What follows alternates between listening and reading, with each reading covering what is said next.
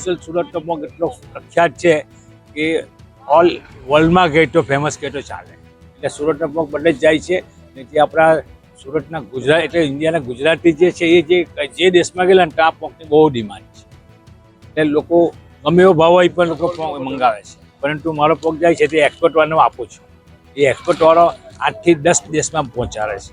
કે આપણી જુવાર છે ને, જુવારના ડુંડા હોય, જુવારના ડુંડામાં દાણા દેખાય. જ્યારે આ અંધરીવાણીના પોકમાં દાણા દેખાય નહીં એટલે એનું નામ અંધરીવાણી આવે. પોંક જે અહીંયા અમે ઘણા 25 વર્ષથી અમે તો અહીંયા ખાઈએ છીએ અને એનો સ્વાદ બહુ સરસ આવે છે. અને આ એકદમ કુમળો હોય છે અહીંયા જે જુવાર, ને એક રીતે આયુર્વેદિક અને એમાં પણ એને પૌષ્ટિક આહાર તરીકે આ ઉપયોગ કરી શકાય એવું છે. હા, થોડું આ વરસાદ અને એના કારણે થોડું લેટ ચાલુ થઈ છે, પણ આમણે આ લોકોનો જે રીતે બધું વ્યવસ્થા કરી છે એ રીતે હવે મળી રહે છે.